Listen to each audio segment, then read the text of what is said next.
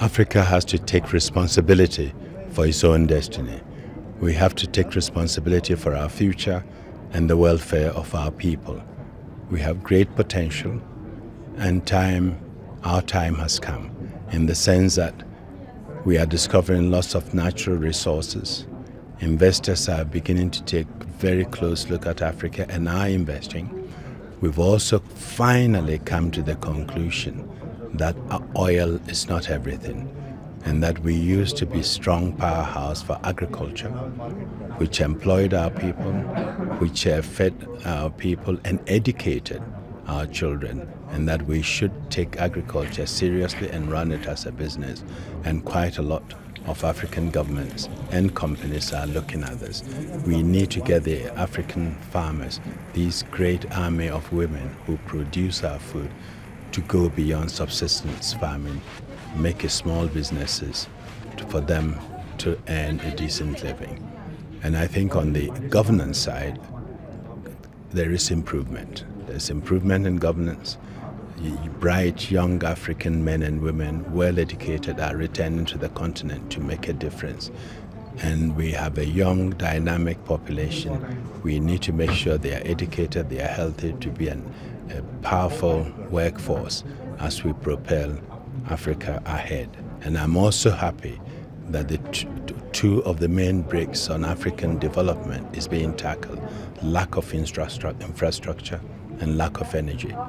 If we can improve infrastructure and link up African economies, we can increase intra-African trade by between 250 to 300 billion in a decade.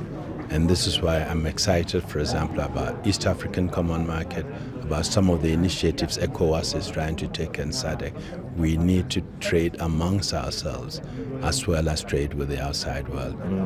Part of the other thing you say is, when you're part of the panel of eminent African personalities, it all boils down to leadership. Are you still big on that? I still believe that leadership is key.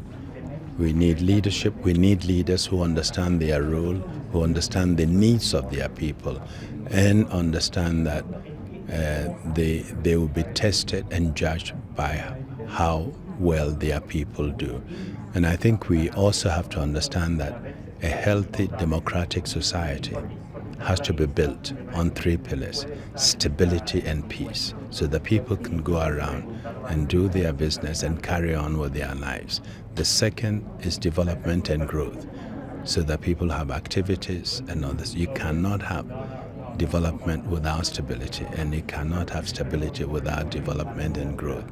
But both, as I insist, have to be rooted in rule of law and respect for human rights. If you do not have that third pillar, you are developing and building on very weak grounds, and our people deserve all three.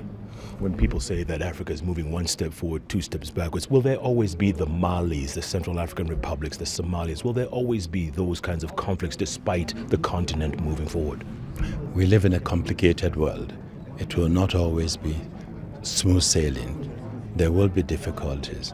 What is important is we try and minimize the conflicts and the difficult areas so that we can focus on the constructive issues of economic and social development. I've asked you this question before, Mr. Chairman, but let me ask you again. What keeps you so optimistic about Africa? What keeps you so bullish about this continent? Because I know you must get frustrated a lot of the time. No, I am excited about Africa because of the young people, the next generation. First of all, I think the time has come for us to see generational change. Younger people taking over from people my generation and others, who in some cases we've let down the continent. We haven't provided the leadership that is needed. We haven't been able to take charge the way we should. 50 years on, some people still blame colonialism for our failures.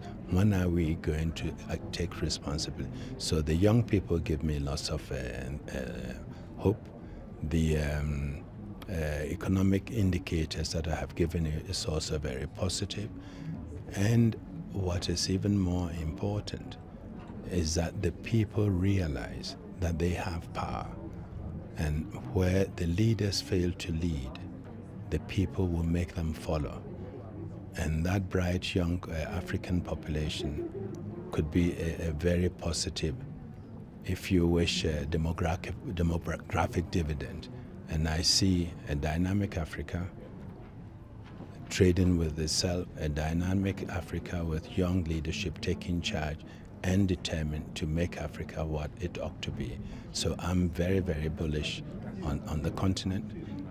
And the source of my inspiration and hope comes from our young people, young men and women. So let them take over. I keep saying, one is never too young to lead. So those with leadership qualities, those who want to do something about the environment and the situation in which we live should be encouraged to do it. It's their turn, it's their world now. They should take it and make it the Africa they want to see.